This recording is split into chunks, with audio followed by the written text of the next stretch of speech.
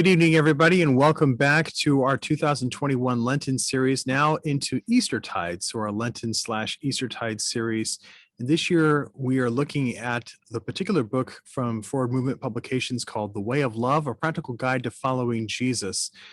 We are doing this series in connection with a few different media types because of the pandemic. So some people are participating with us live as part of a webinar on Zoom in which they can participate with our panelists by chatting or raising their hand, which is not this with their camera because we cannot see them, but down below at the bottom of your screen within Zoom, there's several icons, and one of which says raise hand. You click on it, and that tells us that you would like to either get our attention or to perhaps be on the air with us. If you would rather not be live on the air, but pose a question that you'd like for us to answer, you can do so in the chat window, which is also at the bottom of your screen, that you can click on that, and then that box will pop up. You can select to go to panelists or panelists and attendees so we can all see that. Once I see that, I can elevate you up, and so we can make sure that we get that question answered as part of us. So our series this year, as I mentioned, is utilizing a new book from Forward Movement Publication. The book is a result of a conversation started by our presiding Bishop Michael Curry several years ago, in which he convened leaders of the Episcopal Church in various roles and functions for a summit of what does it mean to follow the way of Jesus, follow the way of love, and what does it mean to be part of the Jesus movement as we know it as the Episcopal Church. And what emerged from that conversation was a consensus that there are 7 key aspects to our faith, which are really spiritual practices or intentional practices. Those 7 spiritual practices, which are verbs, became the basis of this book. And so we started our conversations by looking at what does it mean to turn as a spiritual practice, learn, pray, worship, bless, go, and tonight is our final 7th spiritual practice of what does it mean to rest as a spiritual practice. We will reconvene this series in 2 weeks' time on May 12th for a bonus round, which is a bonus conversation of what does it mean to put these spiritual practices together and form what is called a rule of life. A rule of life is something that whole communities can do, but it's an intentional practice that individuals can apply as well, in which you are looking at what are those fundamentals that make our spiritual life possible as we are active disciples of following the way of Jesus into our world. As part of this year's unique setting because of the pandemic and being online, we've utilized having a series of guest panelists to join our regular panel of myself and the Reverend Heather Wiseman, our Associate Rector, and the Reverend Deacon Gary Givler, our Parish Deacon, to join us in a series of what is their perspective as well as questions on these particular spiritual practices, as well as to hear from them how have they navigated the challenging landscape of the pandemic. So tonight we're joined by an esteemed member of our vestry, Terry Moorhead, who's been a longtime member of our parish and active in various capacities of leadership. And we're delighted to have her with us. She has, I believe, in my opinion, an enviable way of looking at rest as a spiritual practice, especially when it comes to rest and recreating with the Holy Spirit, connecting with her family and whatnot. So I'm very anxious to hear from her. Our lead tonight will be the Reverend Heather Wiseman, our Associate Rector, who will guide us through Chapter 7 or Conversation 7 of Rest in our book, The Way of Love. Before we get there, though, we'd love to hear from Terry a little bit, specifically on how has your sense of the pandemic done to just keeping up your spirits? What do you do to keep up your spirits these days? Well, I would say that just doing things that first of all, thank you for asking me to do this. This is it's an interesting way of communicating and meeting people in a with doing Zoom. Let me just say that I'm stretching my learning here. We all are, so you're in good company. But keeping spirits up, finding things that I enjoy doing and making time to do those. So gardening, making sure I'm staying in touch with people, learning how to Zoom. And sometimes I do that better than other times, not so well. But those are the kinds of things I would say. So you mentioned keeping up with family and friends. What's been the most helpful with all the various forms of media that's available to us today, and how have you felt the most connected to them, even when you can't be there physically? You know, I've returned to sending notes. Oh, good for Um, you. you know, it doesn't have to be a long letter, just a short note and a card that I found and mailing something to my sisters or a friend or my grandkids, just sending them a little note. I've done some lots of little craft projects, and I'll mail those to the kids, uh, and then they get on Zoom or on Facebook, I don't know, on something that where and I see them open it, Mhm. and so we can do that. That's fun. So have you had any special cards or notes come back? Not yet. Well, it's a Nope. true ministry then. It's Yep. good. Nope. It's good. That's Nope. good. I'm just sending them out. Yeah, But I that's do. But you hear from people. You know, yes. they call you. They talk. You know, check. Yeah. So it reminds. It lets you know, lets them know that you're thinking about them, and Mm, that's. It doesn't have to be, a novel. You don't have mhm. to send a lot of information or spend a lot of time uh, just to let them know you're thinking about them. So We had a I like that. we had a particular parishioner in the first church I served as a curate who we would affectionately say, "Oh, did you get a Steve note?" And he was this wonderful attorney in New York City, but he would take the train every day. He was not the first train out. He was always swimming in the beginning of the morning, but one of those people that took the one of the later trains back. But he would spend the commute writing notes, and he had these personalized cards, and you would get maybe a 3-line note from Steve, and it was one of those things that just lifted your spirits up for the whole rest of the week. Right. Like just as you said, it wasn't this long letter, but he would make a point of saying why you're thought of in his mind this week and what he would like to consider. And it was just such a personal connection. It was is a wonderful aspect. Yeah. So I've always liked that idea and never Mhm. felt like I took the time to do it. And I've started doing that, and I'm liking what comes from it, even though I That's haven't wonderful. gotten any notes back. Yeah, it gets a spark going, so it gets the conversation. Exactly. That's right. Exactly. So what are the kind of things you've been doing just to get out of the house itself? Well, I love to garden. Mhm. So I use that time, that all this extra time at home, to really look at the gardens. I've moved a lot of plants around. Or divide things. I've gone for walks, and when I get bored in my neighborhood, I'll walk with different friends or family, and everybody chooses their favorite walking place.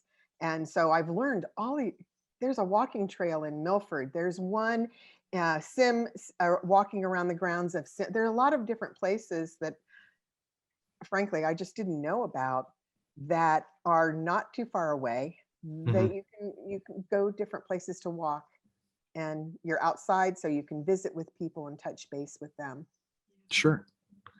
So, Well, I know that we're no longer in Lent, obviously, but during Lent, we often hear about things we're giving up, and we've had to give up so much. So one of the questions we've been asking our guests if has been, has there been something that you particularly felt the Holy Spirit was nudging you to take on or pick up rather than let go of or put down or sacrifice? um, one of our family traditions during Lent is that we go to a different fish fry every Friday Oh, during Lent. That we've done it for years. Our children do that, and now that they've grown, they find fish fries during Lent wherever they live. And P.S. Cincinnati has more fish fries than most cities, is what they have found. I hope that's a good thing. I think so, but we couldn't go to fish fries this year. So we needed a plan. And so we started planning Lenten dinners on Friday night. So you would think about all week. What is our Lenten dinner? We're not going to a fish fry. What are we going to make? And so we spent Lent really, and it's a time we have the Lenten book series, and we read the prayers, and we just make it a special. Friday is our Lenten Friday. That's wonderful. What's been the favorite so far this year? Has one stood out? What? In terms of the Lenten dinner? Yep. Oh yeah, we did a shrimp scampi. Oh, wonderful. It was really good. Yeah. If that was the fish meal every Friday, yeah, sign me up. I know. Yeah, that wasn't really fish, but it was a Lenten dinner. Oh, that's wonderful. That's wonderful. Well, tonight we're looking at the spiritual practice of resting. What does it mean to rest as an intentional practice? And so Heather is going to take us through what is the summary of kind of the book and what's impressing her. And then we'll hear from Terry as to what stood out for her. So take it away, Heather. Okay. I'm going to use Sabbath and rest interchangeably. So they are, in my mind, the same. But in the relentless busyness of our lives, we have lost the rhythm of work and rest.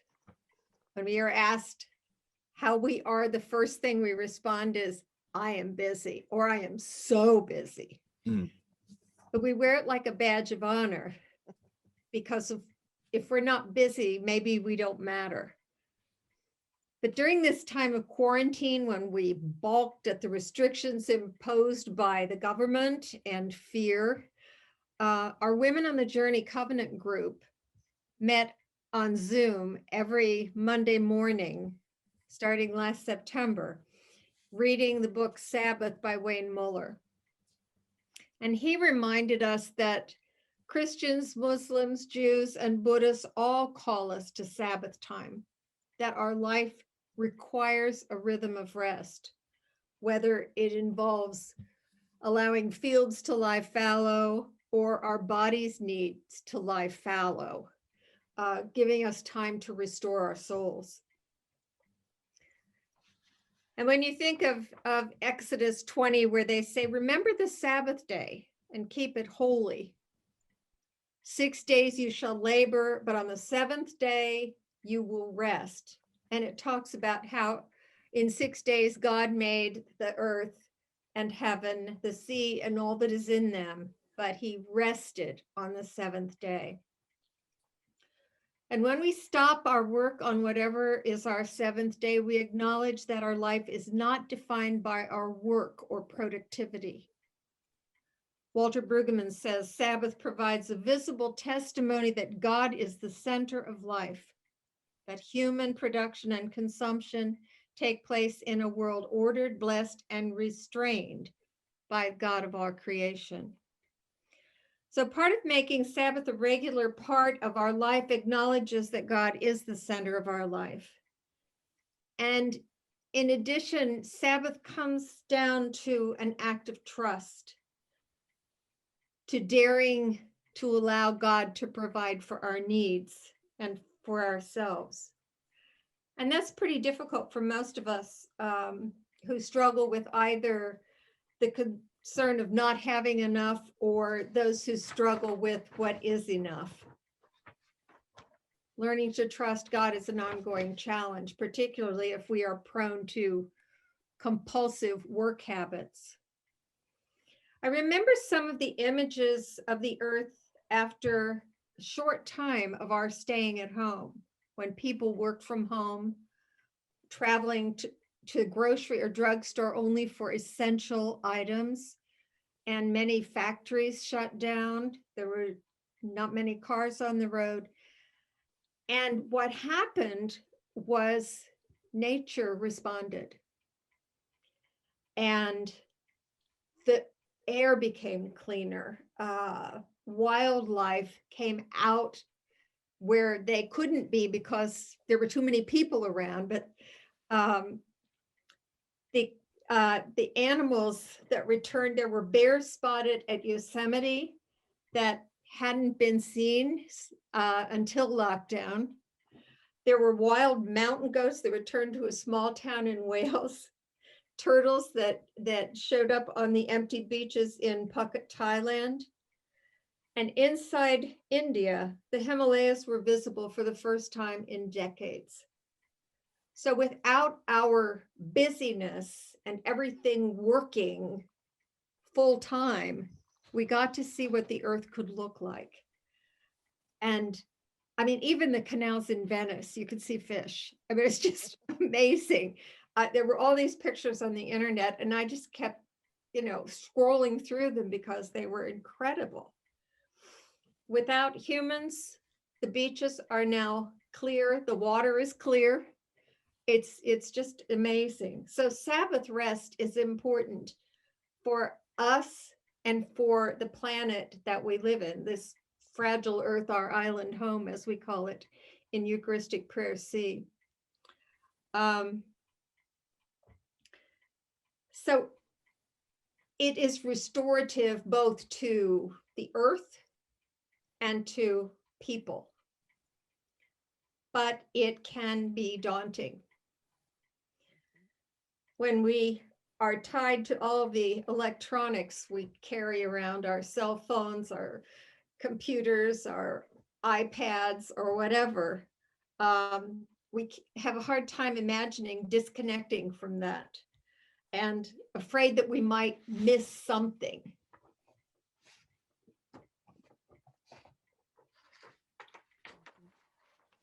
So even knowing how our planet responded to our lockdown might even not convince us that we should allow Sabbath rest to become part of our lives. All we can think of is getting back to normal. I mean, we hear that at church. When are we going to have the full church? When are we all going to sing? When are we all going to do this?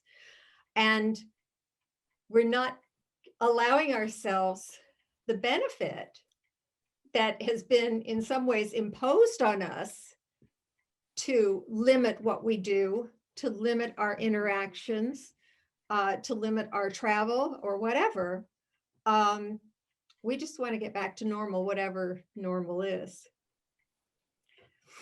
But one of the things I found helpful, because I did a little research on this, was that engaging in the practice of Sabbath,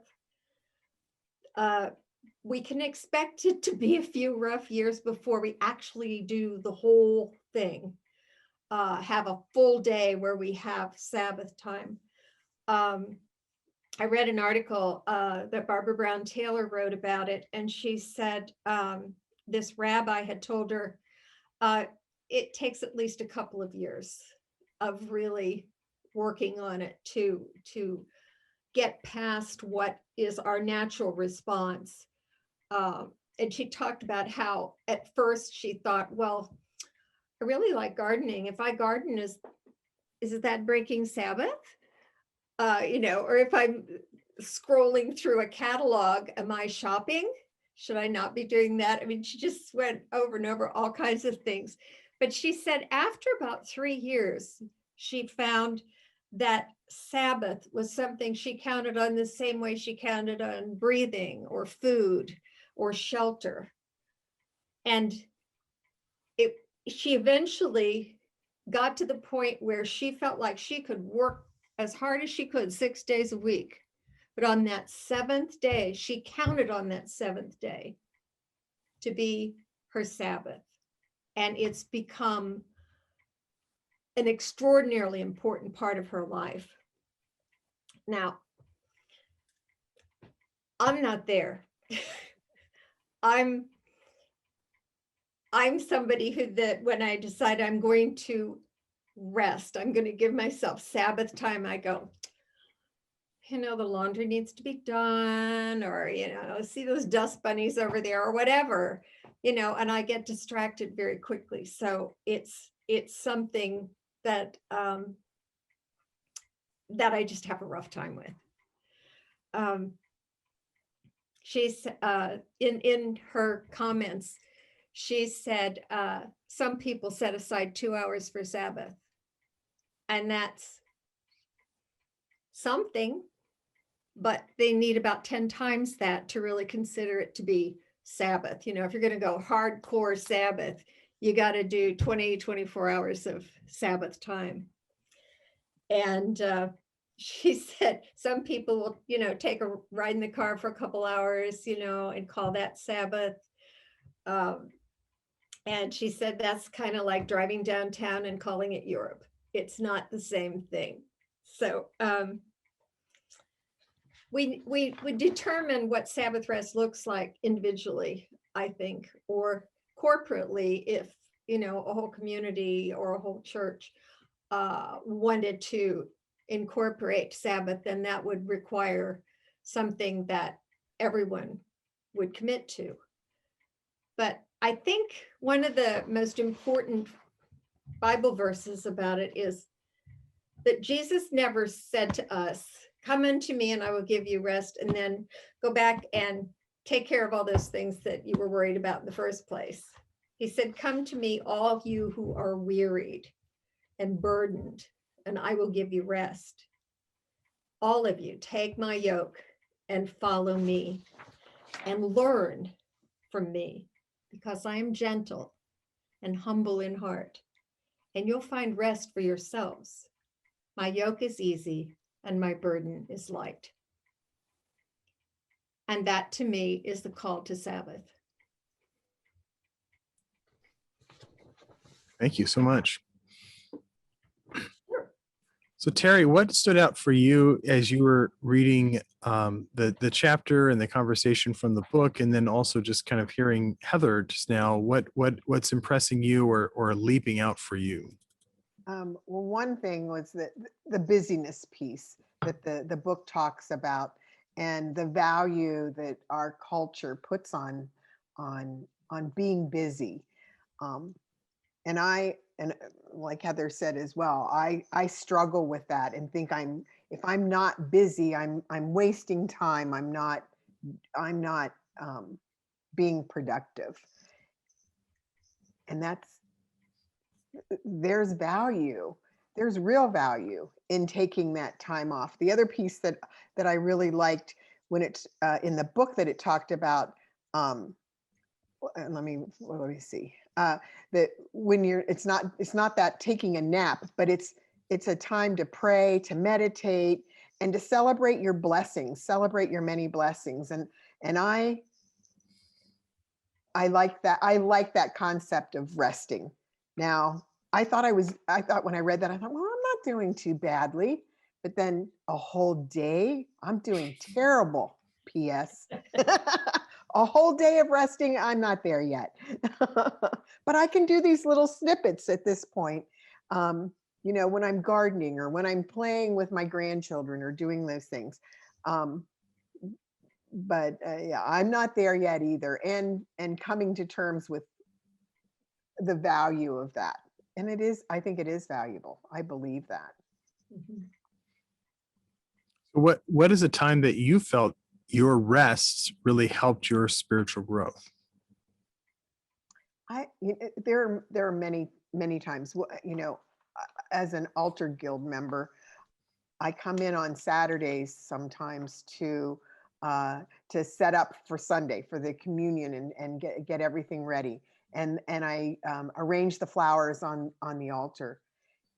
There's usually one person, two people in the church, or maybe no one, and you're there alone. It's this quiet, peaceful, you're going about, and that to me is spiritual. That is a wonderful, I enjoy those moments in the church. And then I can come back on Sunday and I sit in my pew and I look and I'm like, see that pretty white cloth? See all those things that are in place so that the service can go smoothly. You know, I had a small part of doing that. And that's spiritual to me. So what do you think from your perspective, keeps us from not being able to rest, especially as a spiritual practice? What keeps you, or anyone for that matter, from resting more readily? For me, it's overscheduling, forgetting the importance that is of value. Those are probably two of the biggest for me. It's just I overschedule myself and don't recognize the importance. Got it. Heather, how about you? What did you like the most about what was described in the chapter in terms of rest as a spiritual practice? Well, I like the idea that when Scott described, how he spends his Sabbath time, it gave me some insight into how someone else might, do that.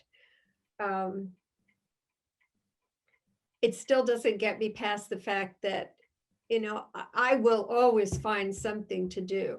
I mean, if I'm home alone and Marshall's out of town and the house is clean and the dishes are put away, all of that stuff is done, I'll rearrange a cabinet, or I'll clean out the drawers, or I don't just allow myself to rest. So it's a real challenge for me. I mean, I think you can have Sabbath and play or hike or, whatever, at making that a time when you're not trying to achieve something, but allowing yourself to be and to enjoy things. And I'm so oriented toward productiveness that it really gets in the way. Yeah, I agree. My grandparents were farmers, and as a child growing up, Sunday you go to church in the morning, and then we had a family dinner, and then you played croquet. We played card games, or we did something at home. You didn't go somewhere. It was family time, and we really have gotten away from that. I have gotten away from that. And there was a lot of value and it was good family time that Sunday when no one had somewhere they had to be. Our Sundays were like that too. So what do you think crept in? Scheduling. I think the first little thing was children's sports for us. For our children being involved in sporting activities, and then they started having games and things on Sundays, and they and stores being opened, and you could run out to get one more thing that you absolutely needed or didn't need at that moment, and I think that for me, it was a slippery slope. You didn't even realize it. All of a sudden you were there. The little town where my parents first moved to in Washington State after they relocated there, it was a very much a Dutch town. In fact, it's next to Holland, Michigan. It's the next highest collection of Friesland Dutch in the country. And they took pride in the fact that they would chain up the coin-operated car wash from Saturday night to Sunday night. I mean, nothing was open. But as soon as you got outside of town, well, yeah, that store was open. And you could go to that restaurant. In that whole idea of Sabbath became technical, so much so that it started to erode. And the whole spirit of Sabbath was almost not a conversation. It was more of, well, what is not. To Jewish friends that are Orthodox, I mean, they still have a line across from their house to their car or whatever, so they could be undercover and not break Sabbath. But when we get so technical with the rules of how we're applying it, are we still keeping the spirit of it, or is our busyness getting in the way of our Sabbath as well? The case of my parents in Washington State, economics of the Canadian consumer also drove home of, well, if you want to be competitive with the other store, you better start opening up. And Right. lo and Right. behold, ba ba boom, ba ba bam. It was It there just, was no same thing. So let me turn the tables over. Terry, what questions do you have right off I the have bat some. that you want? Oh, great. Yeah. I have some questions. Ask all of us or one of us. Just kind of Okay. let us know. Harry hasn't had a chance to talk. Yeah, I know. So he gets Oh, to Gary, go here we first. go. All right, Yeah. Gary. No. Hold on. I haven't forgotten you. All right. And this is I like this. What does rest look like for you now at this point in your life? Gary, you want to start with that one? I think I'll start with a confession. I signed up for a course in relaxation in college. And on the first day, they put me on a cot, hooked some wires up to me and said, try to get your heart rate lower.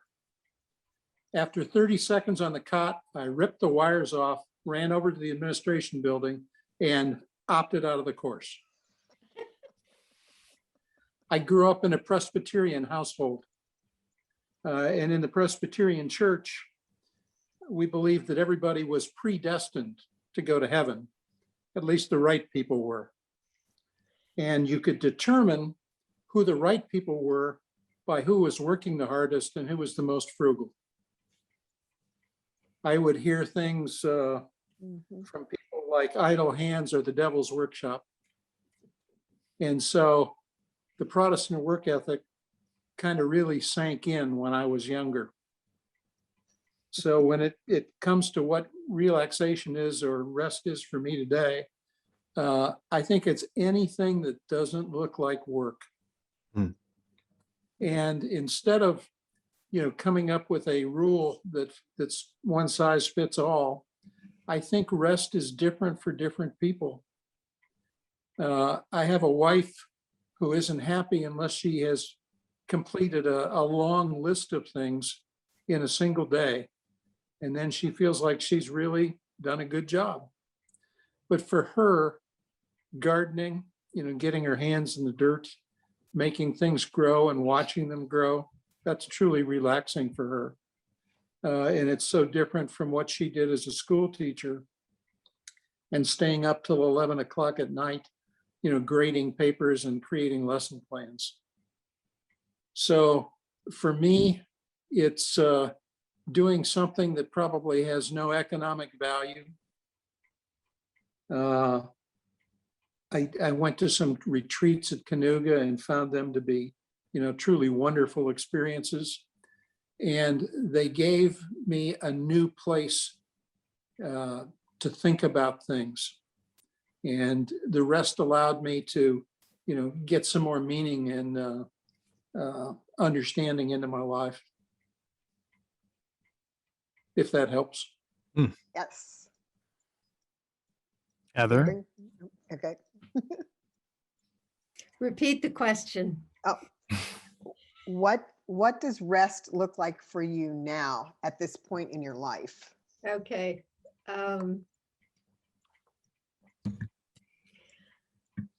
I think for me, rest is restorative.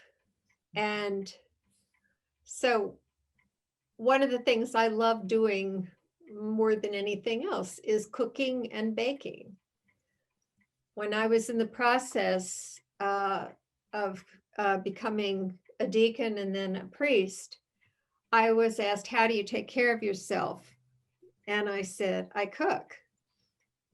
And they said, no, how do you take care of yourself? I said, I love to cook. So for me, that's restorative. For them, it was just one more job. So I think, I think it's an individual thing. I would be terrible in a convent where everybody had this same rule of life, but to be able to determine what feeds me spiritually is to be able to create things in the kitchen.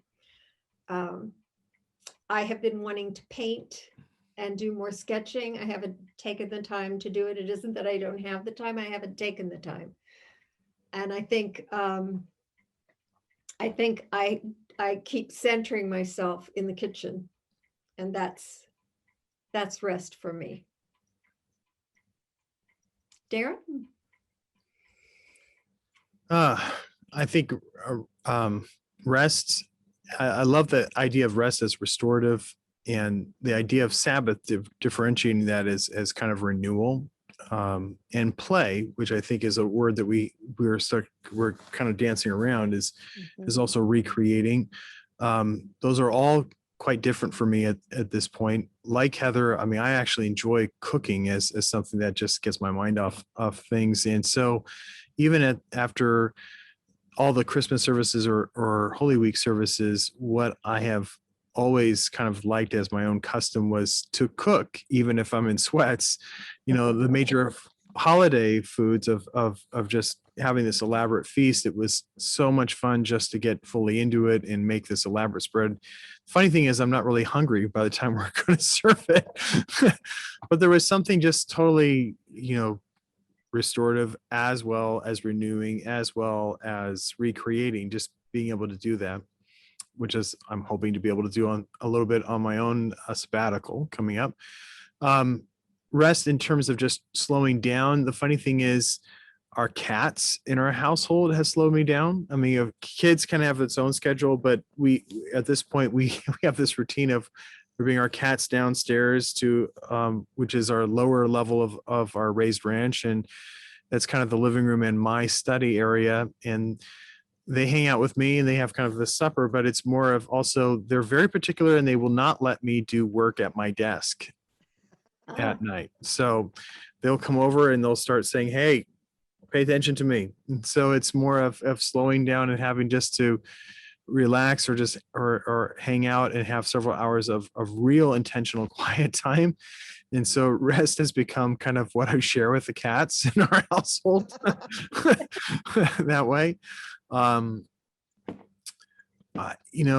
Sabbath for me has also shifted at times, and it has become very active insofar as I found the most helpful for me personally has been cycling, more than running, but sometimes the elliptical machine can do it, but it's really been cycling and being out with just getting a lot of energy out, and it's praying, not that I get through it, but praying with just reconnecting with God and just clearing. It really is a clearing out for my head, if that makes any sense. It's really just kind of a sweep.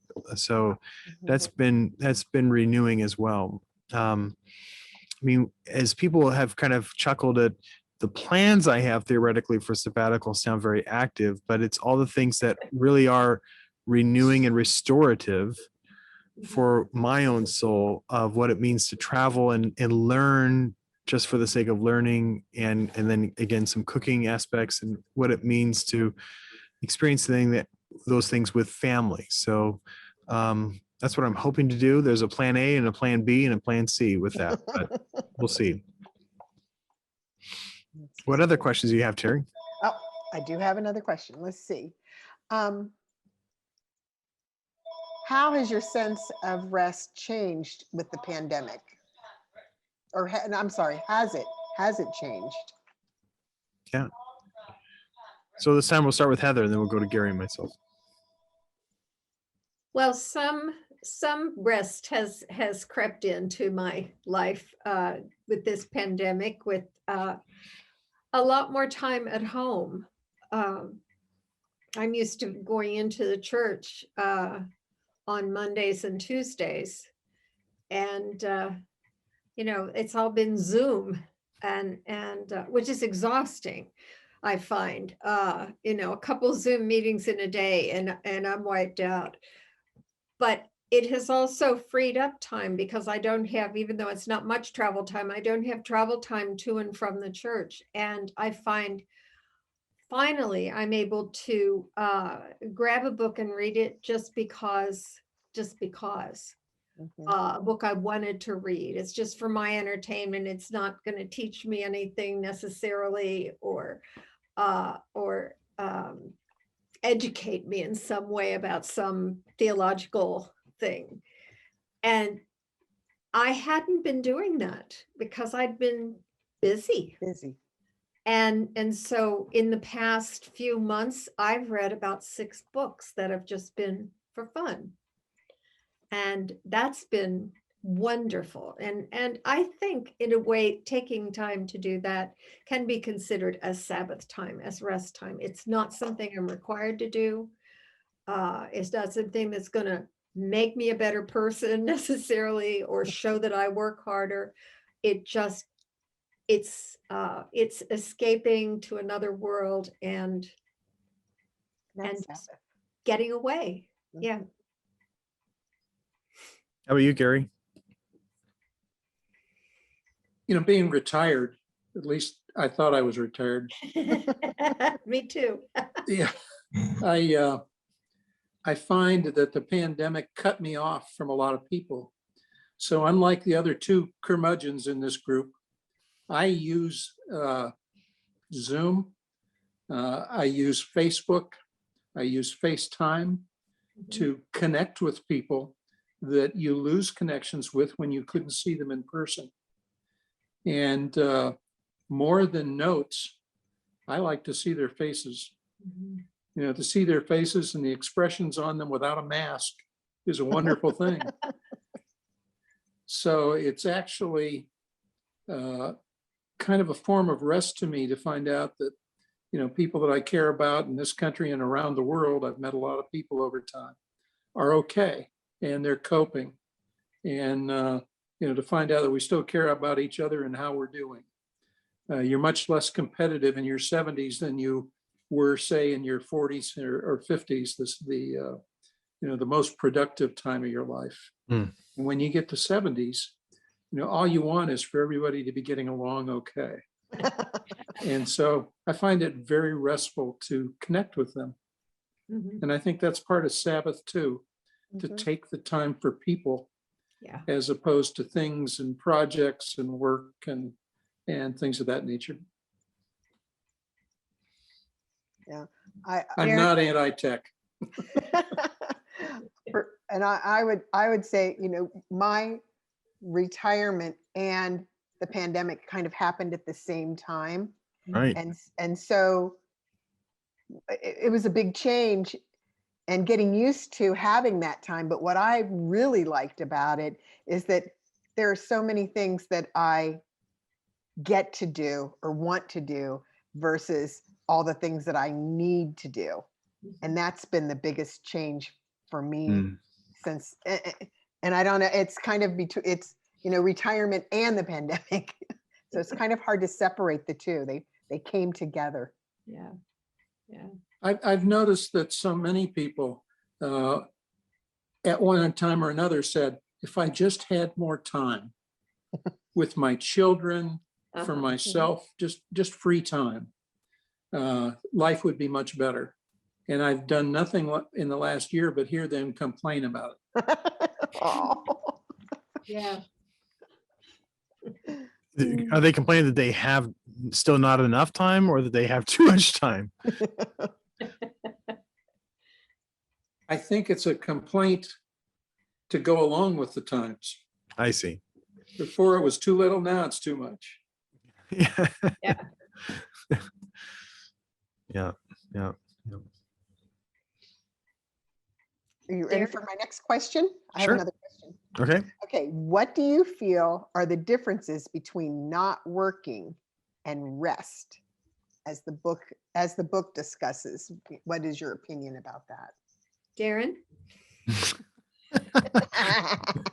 What? I'm sensing a pattern here.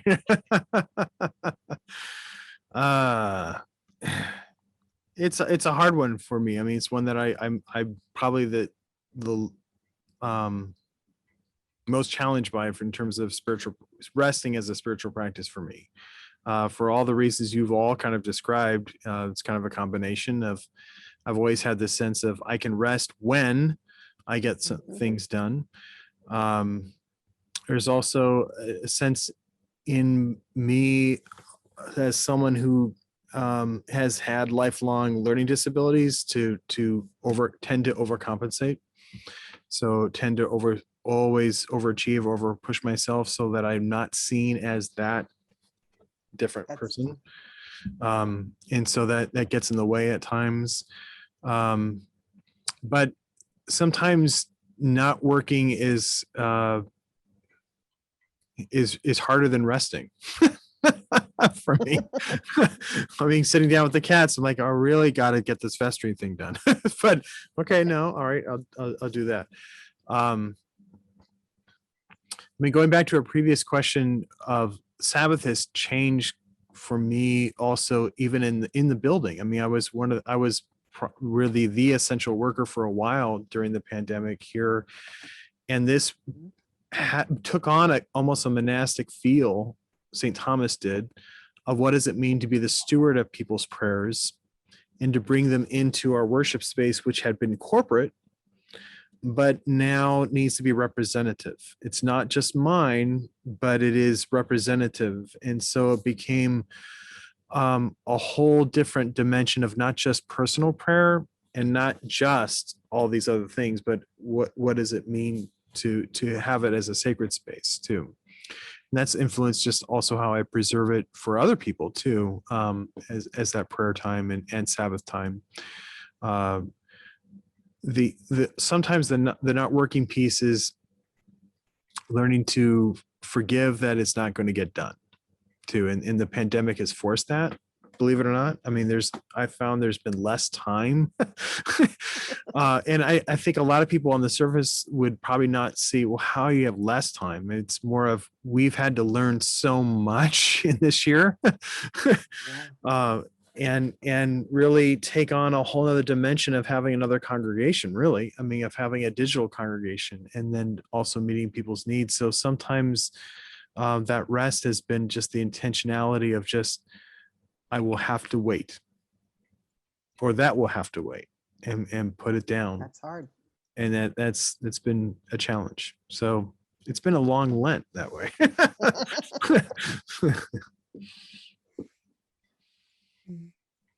Go, Gary. And the question is, after all that, What do you feel the difference is between not working and rest?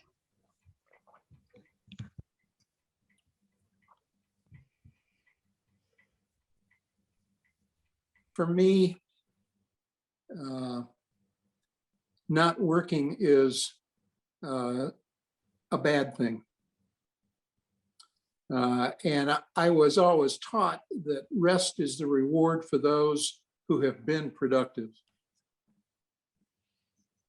On the other hand, having fun, there is a prayer in the Episcopal Church that says, help me not to be recreant, before my duties. And I always looked at that word recreant as being like recreation. That's not exactly what it means, but I'm sure the root of the two is the same. And so, to break out of a work habit and go do something that was just fun was very difficult. But I think that's what rest is all about too.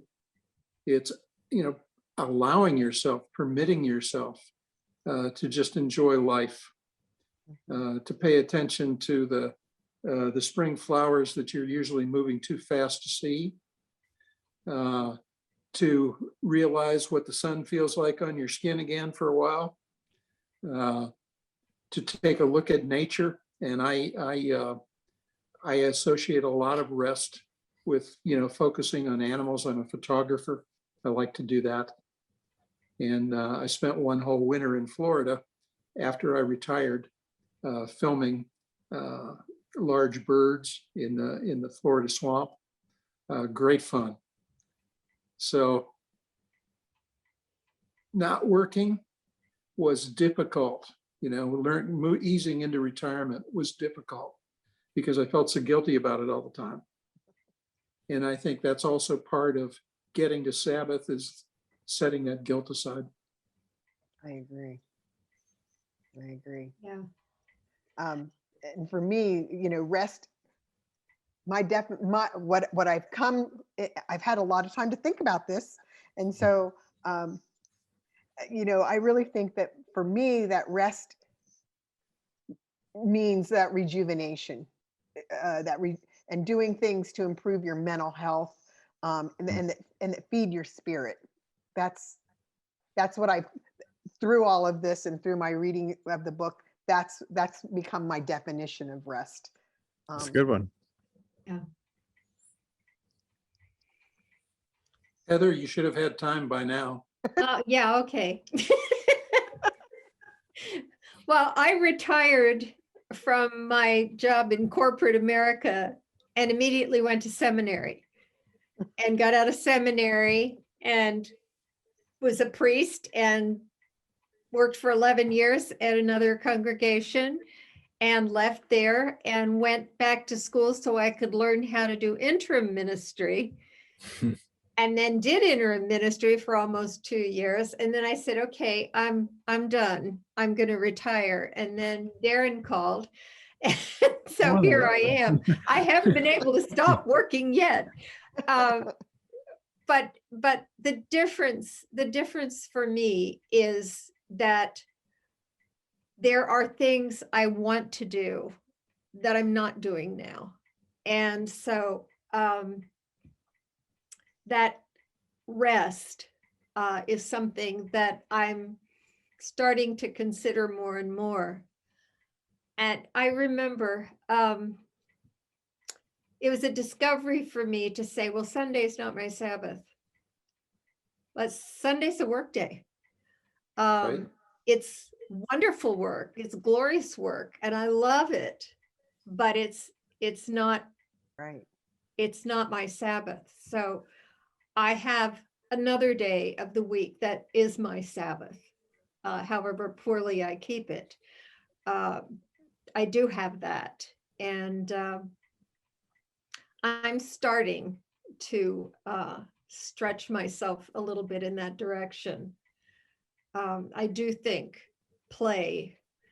I do think, when we're visiting our son and I've got 3 big dogs around me, and we're just our puppies, lots of puppies, and that's all just feeding my soul. So I know it's out there. I'll find it eventually. You have not found it yet. I don't I don't think so.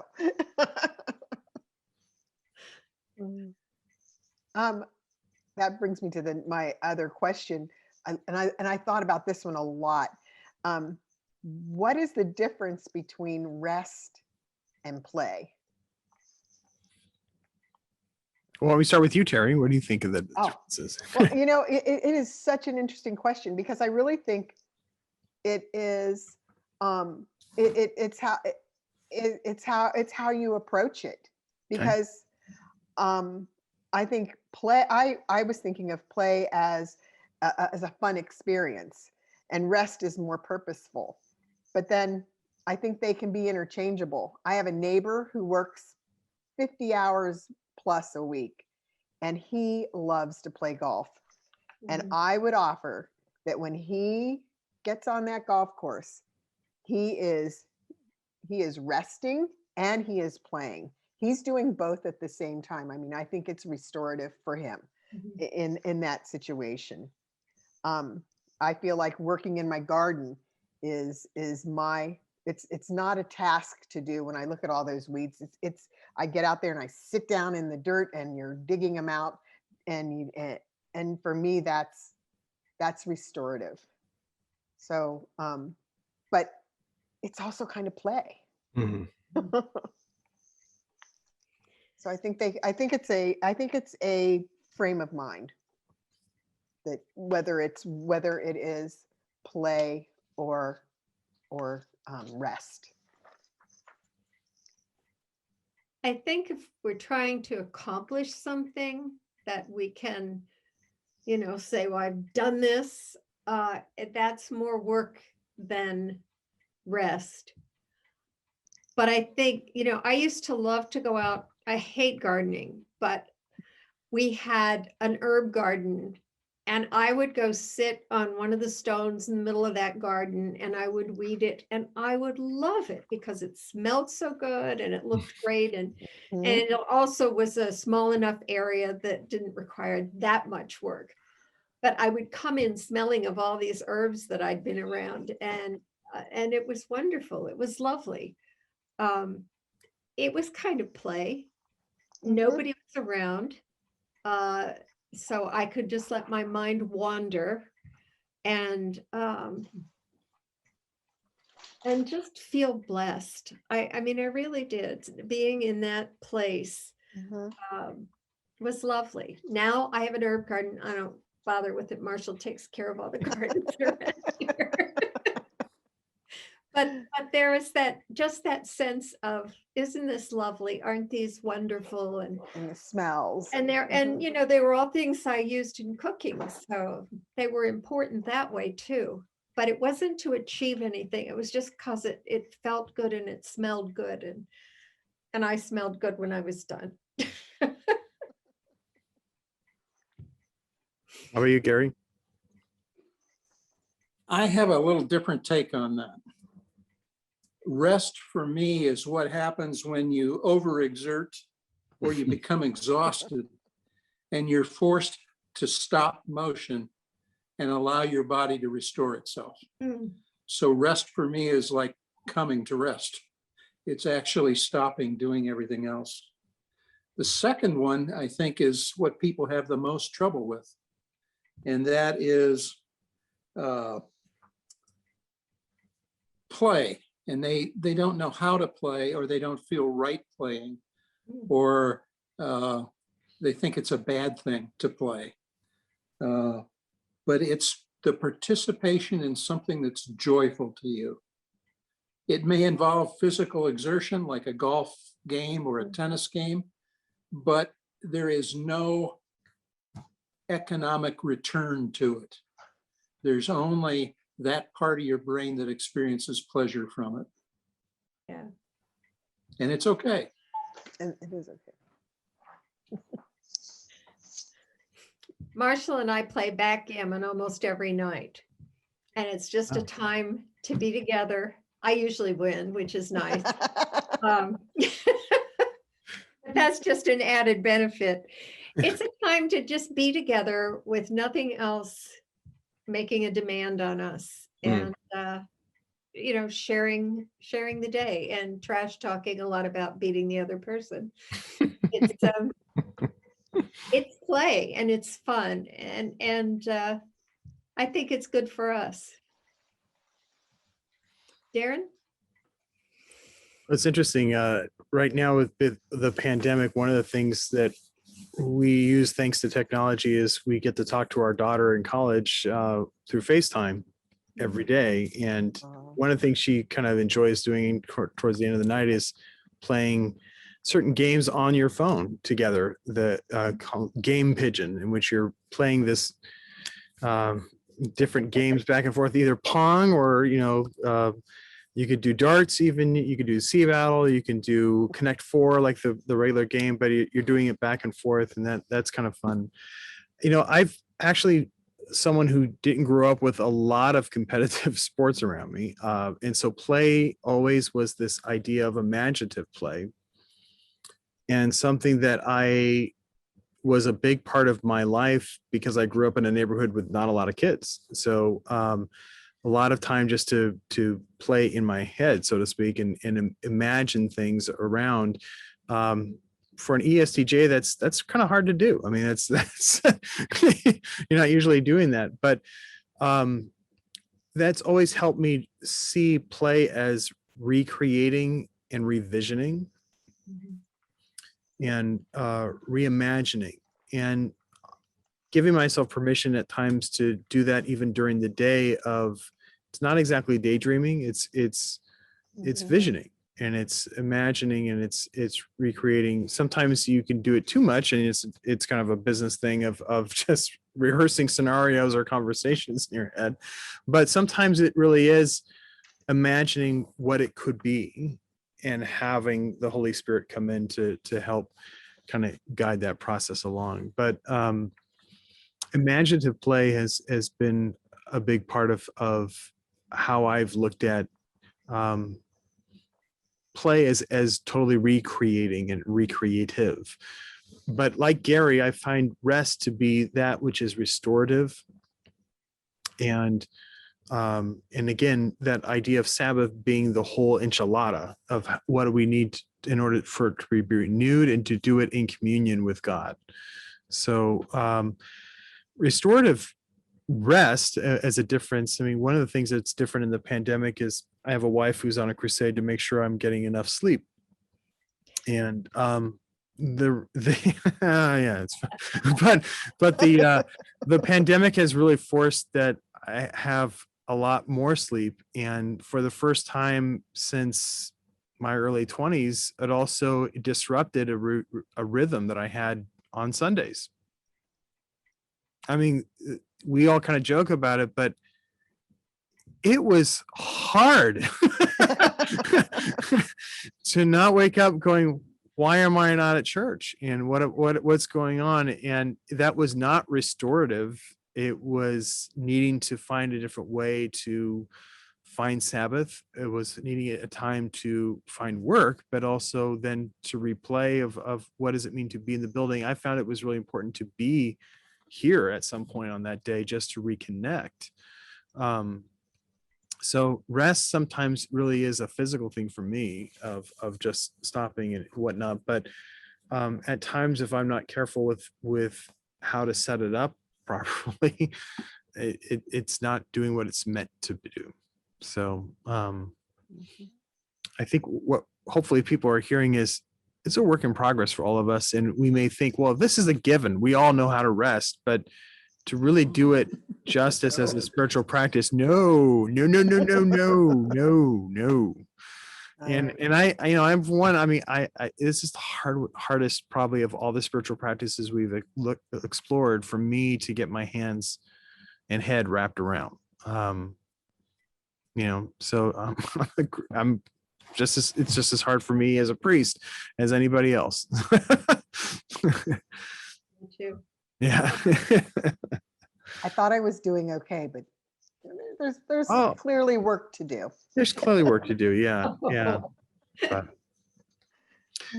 well, I want to thank Terry for being such a wonderful guest panelist for us tonight. And thank you. I mean, it's been great to have you Thank here. And for you to be a role model, you bring that Sabbath with you of the joy to your work in your ministry here. And that's a great gift for all of us. And so thank you for being a role model for all of us of how we do that and balance it all out. I want to just put another shameless plug for all of our folks either watching on YouTube or watching or participating live with us tonight. Remember that we are taking a Sabbath for next week. Sisters of the Holy Grail resumes that fellowship group. And then the following week on our other ministry team of Stephen Ministry, they utilize the Zoom as well. And we want to honor their time. So our conversation will pick up for that bonus round of what it means to create a rule of life individually. Will resume on May 12th. So we have 2 weeks off, and then do join us for the live webinar on May 12th. And if you can't catch that, make sure you watch us on YouTube. But thank you very much for being part of this webinar. If you've caught just this episode on YouTube and it's catching your fancy, all those other episodes are there. We had someone who admitted they've binge watched our series. Wow, I've never had that before. So that's something we can share with many people. But thank you very much. Please stay well, stay connected, and we'll see you in church very soon. So thank you. Thank you. Thank you. Bye, everybody.